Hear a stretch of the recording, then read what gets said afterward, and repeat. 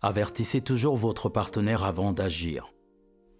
Ne quittez pas une relation tant que vous n'avez pas prévenu votre partenaire à plusieurs reprises, tant que vous ne lui avez pas montré tous les dangers qui guettent votre couple.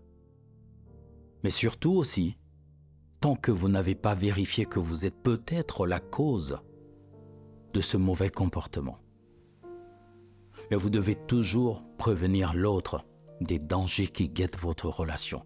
Cela suppose, effectivement, que vous avez une vision globale de la relation, que vous êtes conscient de vos limites, de vos qualités, de celles de votre partenaire, mais également de ses limites. Et que vous avez aussi cette capacité à voir s'il y a une certaine forme de compatibilité. Parce que la compatibilité, autant pour moi dont on parle ici, ce n'est pas le fait d'être fait l'un pour l'autre, non. C'est surtout le fait de vérifier qu'on a une envie commune de nous améliorer pour construire quelque chose ensemble.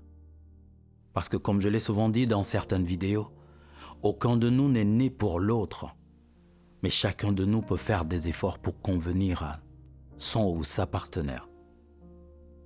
Donc, nous devons toujours prévenir notre partenaire. Encore une fois, cela suppose que nous devons constamment développer cette capacité à voir les dangers venir dans le couple. Parce que beaucoup de couples aussi se séparent.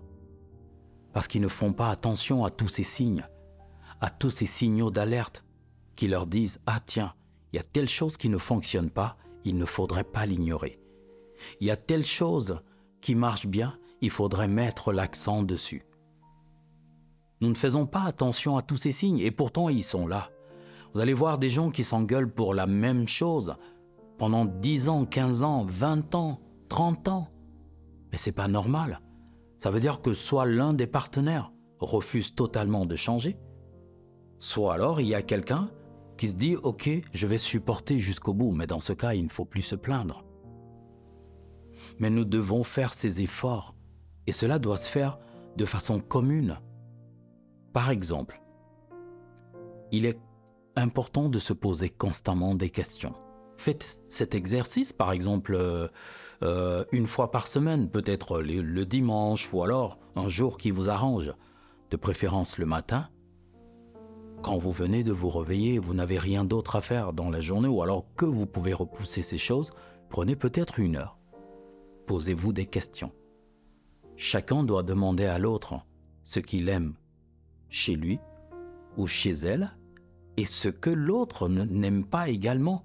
Et surtout, votre partenaire ne doit pas seulement vous dire ce qu'il ou elle n'aime pas. Votre partenaire doit également vous proposer des solutions. Parce que sinon, ça reste un reproche.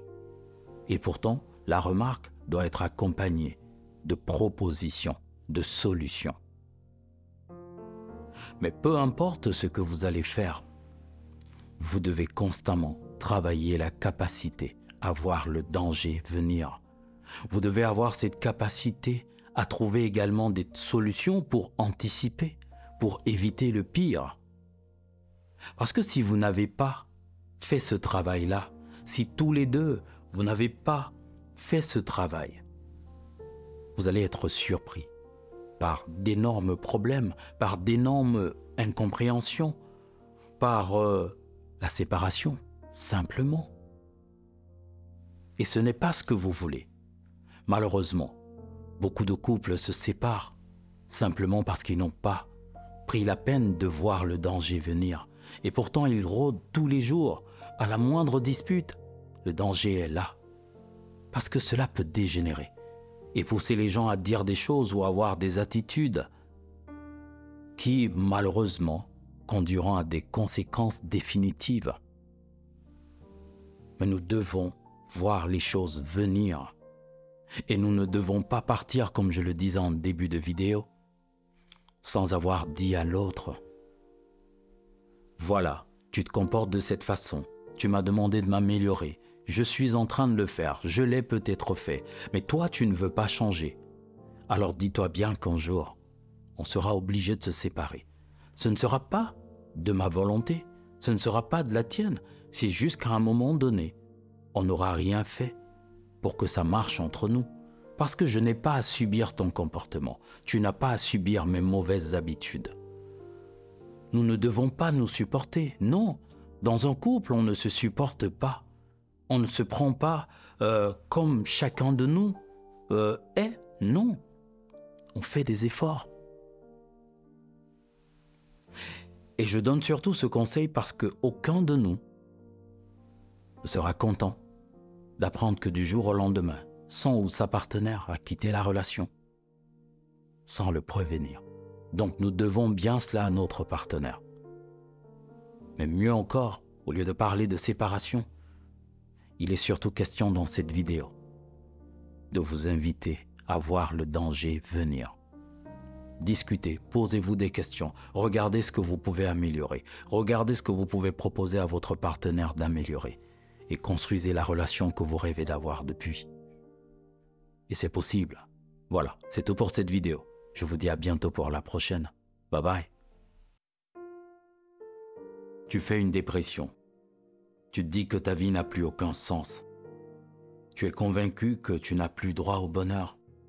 Avant de faire une bêtise, avant de toucher le fond, avant de te laisser aller, s'il te plaît, accorde-moi 1 heure. Et je peux te garantir qu'après ce rendez-vous, tu ne seras plus la même personne. Laisse-moi t'aider. Je t'attends.